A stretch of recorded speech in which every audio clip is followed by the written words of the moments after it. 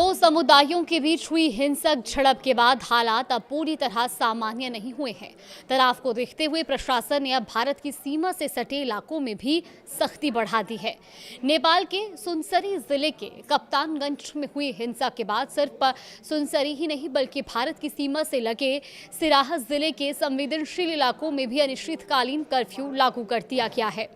प्रशासन का कहना है कि सांप्रदायिक तनाव दूसरे इलाकों में फैलने की आशंका को देखते हुए ये कदम उठाया गया है।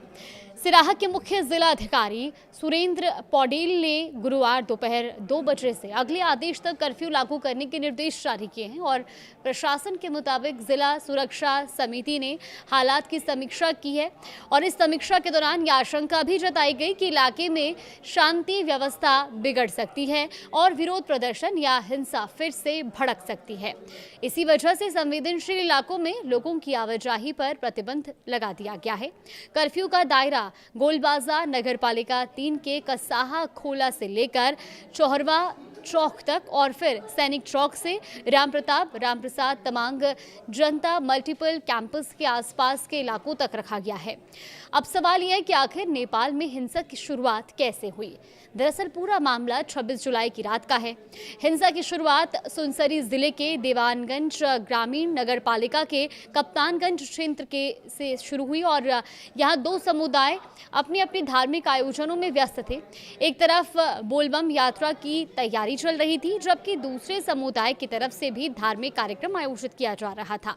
अब इसी दौरान लाउडस्पीकर पर तेज आवाज में बज रहे संगीत और धार्मिक झंडे लगाने को लेकर विवाद शुरू हो गया। शुरुआत में दोनों पक्षों के बीच कहासुनी हुई, लेकिन देखते ही देखते विवाद हिंसक झड़प में बदल गया। दोनों पक्षों के बीच पथराव और मारपीट शुरू हो गई। इसके बाद कई जगहों पर तोड़फोड़ और आगजनी की घटनाएं भी सामने आई। स्थिति जब नियंत्रण से बाहर होने लगी तो सुरक्षा बलों ने भीड़ को रोकने के लिए पहले चेतावनी दी, लेकिन जब भीड़ नहीं मानी तो सुरक्षा बलों को गोली चलानी पड़ी। इस दौरान 24 साल के एक युवक की मौत हो गई तो वहीं कई लोग और कुछ सुरक्षाकर्मी भी घायल हो गए हैं। हिंसा के बाद प्रशासन ने हालात को नियंत्रित करने के लिए कई इलाकों में कर्फ्यू और प्रतिबंध लागू किया है। प्रशासन ने साफ कर दिया है कि कर्फ्यू का उल्लंघन करने वालों के खिलाफ सख्त कानूनी कार्रवाई की जाएगी। पुलिस का यह भी कहना है कि स्थिति पहले की तुलना में बेहतर हुई है, लेकिन तनाव अभी पूरी तरह खत्म नहीं हुआ। इसी वजह से सुनसरी जिले की कई नगर पालिकाओं और ग्रामीण इलाकों में कर्फ्यू अभी जारी है। इसके अलावा इतहरी उपमहानगर और रामधुनी नगर पालिका के कुछ हिस्सों में भी प्रतिबंध लागू है। यानी प्रशासन की कोशिश है कि किसी भी तरह की नई हिंसा या तनाव को फैलने से पहले ही रोका जा सके। इसी बीच नेपाल की सुरक्षा व्यवस्था को लेकर एक अहम बैठक भी हुई है।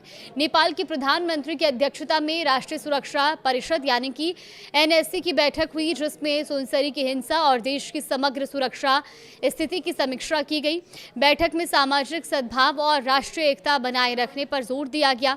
साथ ही सभी सुरक्षा एजेंसियों और संबंधित संस्थाओं के बीच बेहतर समन्वय की जरूरत पर भी जोर दिया गया ताकि हालात को नियंत्रण में रखा जा सके और किसी भी संभावित तनाव को समय रहते रोका जा सके। फिलहाल प्रशासन की सबसे बड़ी चुनौती यही है कि सुनसरी में शुरू हुआ यह तनाव दूसरे संवेदनशील इलाकों तक ना पहुंचे। इसी आशंका को देखते हुए भारत की सीमा से सटे सिराहा जिले में भी अनिश्चितकालीन कर्फ्यू लागू किया गया है। हालांकि पुलिस के मुताबिक स्थिति में पहले के मुकाबले सुधार हुआ है, लेकिन तनाव अभी पूरी तरह से खत्म नहीं हुआ। ऐसे में प्रशासन की नजर संवेदनशील इलाकों पर बनी हुई है और लोगों से शांति व्यवस्था बनाए रखने की अपील भी की जा रही है।